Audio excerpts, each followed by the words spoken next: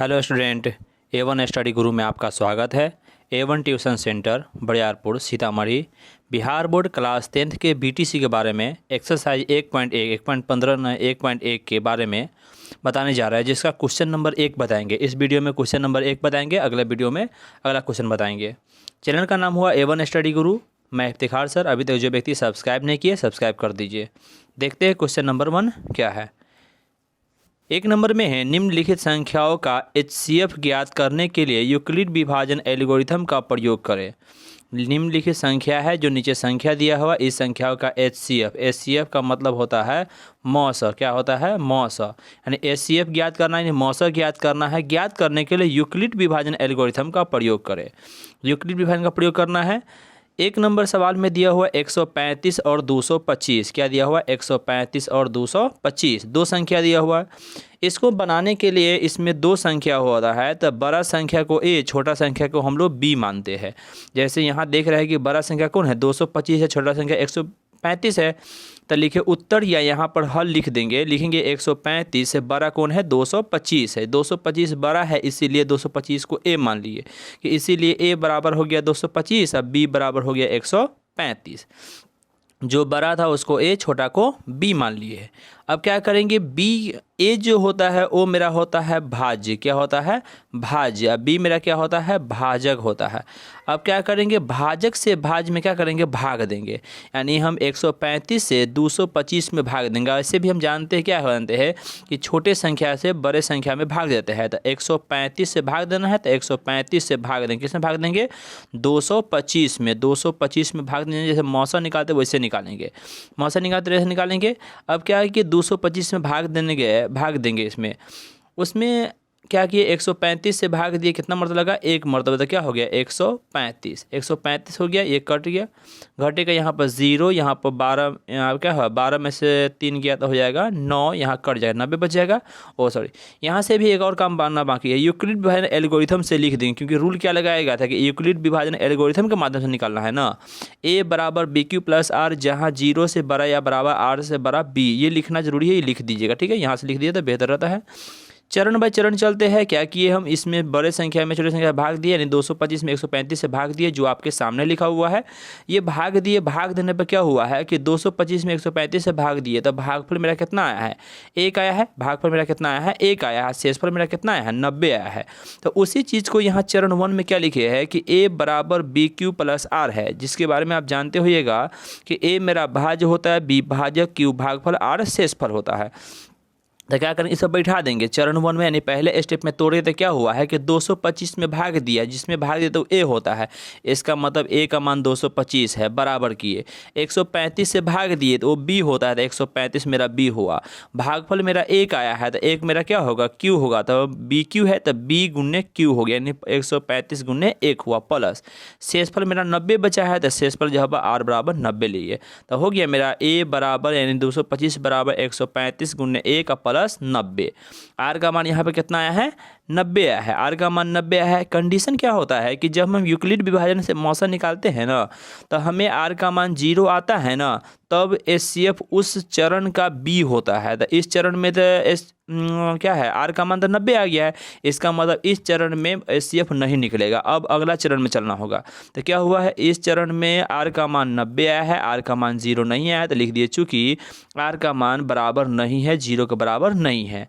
अब चरण दूसरा में जाएंगे। चरण दूसरा में इसी काम को करना है, जैसे जिसमें काम किए हैं ना हम लोग, इसी प्रकार काम करना है। जैसे 90 है, तो इसी 90 को 135 उतारेंगे यहाँ पर, तो क्या हो जाएगा? 135 यहाँ पर उतर जाएगा। 90 से भाग देंगे तो 90 इकाई 90 हो जाएगा। क्या करेंगे? घटाएंगे तो क्या हो जाएगा? ये हो जाएगा 5 में से 0 गया था 5, और 13 में से 9 गया था 4, 45 बच जाता है। अब दूसरे चरण के लिए क्या हुआ कि A की जगह पर 135, B की जगह पर 90, Q की जगह पर 1, R की जगह पर 45। दिख रहे हैं? A बराबर BQ प्लस R लिखना हुआ था, क्या लिखेंगे? इस पहला स्टेप यहाँ चरण था, दूसरा स्टेप यहाँ से लेंगे हम। क्या लेंगे हम? अब दूसरा चरण में लेंगे तो 135 बराबर 90 गुने 1, 90 गुने 1 अब प्लस 45 हो जाएगा ना, हो जाएगा। जो अगले चरण में हम लिखे हैं, अगले चरण में यहाँ लिखे थे क्या हुआ, a बराबर बी क्यू प्लस आर। क्या आया था मेरा? देखे थे कि हम 90 से भाग दिए हैं 135 में, तो क्या हुआ 135 में एक मरतबा लगा है तो 90 हुआ है, बचा है मेरा कितना 45 बचा है। तो इसी चीज़ को लिख दिए कि 135 बराबर 90 गुने 1 अब प्लस 45। यहाँ भी आर का मान कितना हुआ 45 आया, जीरो नहीं आया है, तो लिख दिए चूँकि यहाँ भी आर का मान क्या है, जीरो के बराबर नहीं आया है। आर का मान जीरो के बराबर नहीं आया तो फिर अगला टर्म में चलेंगे, यानी यहाँ बढ़ाएंगे 90 को यहाँ उतार दिए।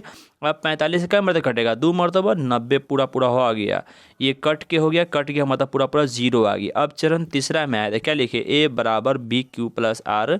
ए का मान यहाँ पर कितना है 90 में भाग दिए तो 90 बराबर किससे भाग दिए 45 से भाग दिए, तब 45 भाग पर कितना आया 2 आया है, तो इसको लिख दिए 45 गुने 2 और प्लस शेष पर क्या आया, कुछ नहीं आया तो जीरो, तो लिख दिए 45 गुने 2 प्लस जीरो। यहाँ आर का मान कितना आ गया, जीरो आ गया। आर का मान कितना आ गया, जीरो, क्योंकि ए बराबर बी क्यू प्लस आर है।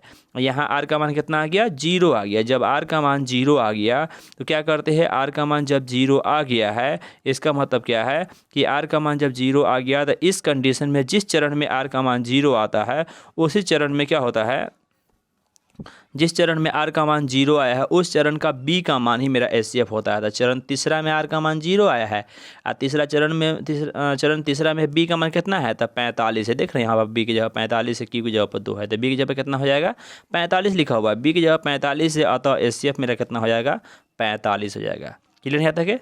चलिए अगला क्वेश्चन में चलते हैं।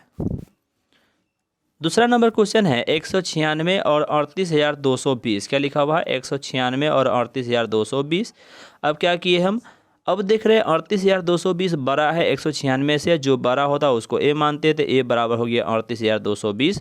छोटा 196 है तो बी बराबर हो गया 196। यूक्लिड विभाजन एल्गोरिथम से ए बराबर बी क्यू प्लस आर, जहाँ जीरो से बड़ा या बराबर आर से बड़ा बी, ये हमेशा हम लिख देते हैं। अब यहाँ चरण 1 में आया है, चरण 1 में दिए ए बराबर बी क्यू प्लस आर दिए, मान रखेंगे। ए के जगह पर क्या है 38,220 है, बी की जगह पर 196 है, भाग देंगे तो 38,220 में जब भाग देने गए कितना से 196 से, मौसर निकालिए समझिए एक बार से, 196 से भाग देने गया तो ये लगभग इसको याद रखिएगा कि 195 मरतबा करता है। कितना मरतबा कटेगा 195 मरतबा। ये कई बार पूछा गया सवाल है, इसको याद रखिएगा कि 195 मरतबा करता है तो डायरेक्ट एक ही मरतबा में 38,220 आ जाता है। जो शेष पर मेरा कितना लास्ट में बच जाता है, जीरो, यानी पूरा पूरा कट जाता है। अब शेष पर जीरो हो जाता है, इसका मतलब क्या है कि ए की जगह पर 38,220 है, बी की जगह 196 है, कितना मरतबा कटा 195 मरतबा, मतलब क्यू की जगह 195 या शेष फल कुछ नहीं बचा था, जीरो है। इसी चीज़ को यहाँ लिख देते हैं कि 38,220 में हम 196 से भाग दिए तब भाजक गुने भागफल आया 195 प्लस शेषफल आया है जीरो। अब क्या हुआ है कि अब देख रहे हैं यहाँ पर कि 196 से भाग 195 मरतबा कटा है तो 196 गुने 195 प्लस जीरो है, चूँकि यहाँ आर का मान कितना आ गया, जीरो आ गया। जिस चरण में आर का मान जीरो आया है उसी चरण में बी का मान था। चरण 1 में ही मेरा क्या हुआ, आर का मान जीरो आ गया, और चरण 1 में ही जब आर का मान जीरो आ गया तो चरण 1 का ही बी मेरा एचसीएफ होगा। तो चरण 1 का बी कितना है तो 196 है, तो अतः एचसीएफ बराबर कितना होगा 196। आंसर कर दीजिएगा। इसमें कई व्यक्ति क्या गलती करते हैं, कहते हैं 196 से कटा 195 मरतबा, 195 मरतबा कटा इसलिए एचसीएफ मेरा 195 हो जाएगा। और ध्यान दीजिएगा कि आपके एग्जाम में, बोर्ड के एग्जाम में ऑप्शन में 196 195 दोनों रहता है, ध्यान दीजिएगा इस बात पे। तो जिससे भाग दिए है वो मेरा एचसीएफ होता है, 196 से ना काटे है 196 एचसीएफ होता है, 195 मरतबा कटा एचसीएफ न होता है। और नहीं तो डायरेक्ट बैठा लीजिएगा इस रूल पर, ए बराबर बी क्यू प्लस आर पे, ए बराबर बी क्यू प्लस आर में 38,220 में भाग दिया 196 से, तो 195 मरतबा कटा प्लस शेष पर जीरो, तो ये बी की जगह कौन है 196 ना है, अब बी की जगह 196 आया है, इसका मतलब एचसीएफ कौन हो जाएगा 196 होगा, ध्यान रखिएगा। क्लियर है? चलिए तीसरा नंबर सवाल है 867 और 255। क्या लिखा हुआ है 867 और 255। उत्तर लिखे या हल लिखे, 867 बड़ा है 255 से, तो क्या किया 867 को बड़ा किया, 255 को छोटा है। जब 867 बड़का है मतलब ए का मान 867 है, लिख दिए ए बराबर 867 हुआ, बी बराबर 255 हो गया, बी बराबर कितना हो गया 255। अब क्या किया, यूक्लिड विभाजन एल्गोरिथम से ए बराबर बी क्यू प्लस आर, जहाँ जीरो से बड़ा या बराबर आर से बड़ा बी, ये हमेशा लिखना होता, हम लिख दिए। अब क्या किए, बड़का में छोटा से भाग दीजिए, 867 में क्या किए हम 255 से भाग दिए है, 255 55 से भाग दिए, ये कटा है 3 मरतबा, 3 पचे 15 का 5 1, 3 पचे 15 1 16 का 6 1 और 3 दूना 6 1 7 होता है। जब घटाते हैं तो 7 में से 5 गया 2, 6 में 6 हो जाता है 0, 8 में से 102 बचता है। इसका मतलब क्या है कि 867 में भाग दिए है कितना से, 255 से, कटा है 3 मरतबा, 3 मरतबा कटा है, शेष पर बचा है 102। तो उसी चीज़ को यहाँ लिख दिए कि A बराबर BQ प्लस R है। 867 में हम लोग क्या किए थे, भाग दिए थे, तो 867 बराबर 255 से भाग दिए, 255 गुन्ने भागफल आया 3, तो 255 गुन्ने 3 प्लस शेषफल मेरा कितना आया है 102, तो प्लस 102 लिख दिए। अब देखिए यहाँ शेषफल जो है आर का मान कितना आया है 102 आया, 102 आया है, मतलब क्या है कि आर का मान 0 नहीं आया, आर का मान 0 नहीं आया, तो क्या करते हैं हम लोग अगले चरण में जाते हैं। अगले चरण में जाने के लिए क्या करते हैं, यहीं से ये 255 क्या करते हैं हम लोग उतार देते हैं, यही ना उतारते हैं, फिर भाग दे 102 से कटेगा 2 मरतबा, फिर 204 आ जाएगा, 5 में 4 गया 1, 5 में 0 गया 5, ये 2 में 2 कट गया। ये चरण अगला चरण के लिए है जो हम अगले ये बताते हैं शिफ्ट में। अगले में आया है जैसे चरण दूसरा में आया A बराबर BQ प्लस R लिखे, A बराबर BQ प्लस R में क्या बचा हुआ था, 255 में कितना से भाग देना था 102 से, क्या किए 102 से भाग दिए, 102 से कटा 2 मरतबा कितना आ गया 204, 204 मेरा आ गया, 5 में 4 गया था 1, 5 में से 0 गया था 5 हुआ, ये कट गया 51 बच गया। इस चरण में देख रहे हैं कि 255 में भाग दिए, 255 बराबर 102 से भाग दिए, 102 गुन्ने कटा है 2 मरतबा, गुन्ने 2 प्लस 51 कर दिए ना किए है। अब क्या किए, इसमें जब भाग दे दी यहाँ तक है तो ये मेरा हुआ 102 गुन्ने 2 प्लस 51, यहाँ भी आर के जगह कितना आ गया 51 आ गया, आर के जगह 51 आ गया, मतलब आर का मान 0 अभी तक नहीं आया है, नहीं आया तो फिर चरण तीसरा में जाएंगे।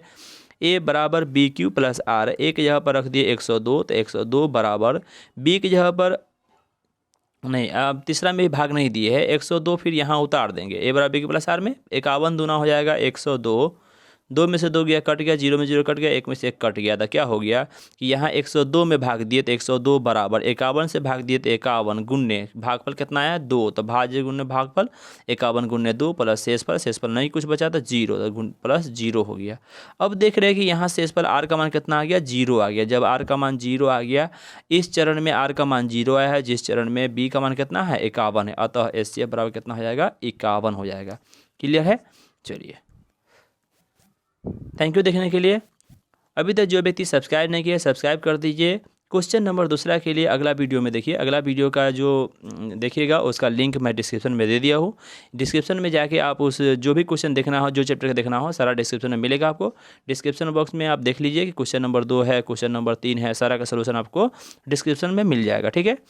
और अगले चैप्टर का भी आपको लिंक डिस्क्रिप्शन मिल जाएगा, आपको देखना है तो वहाँ डिस्क्रिप्शन में जाइए और अगला चैप्टर का हो या अगला क्वेश्चन हो आप वहाँ से देख सकते हैं। चलिए जब तक के लिए बाय।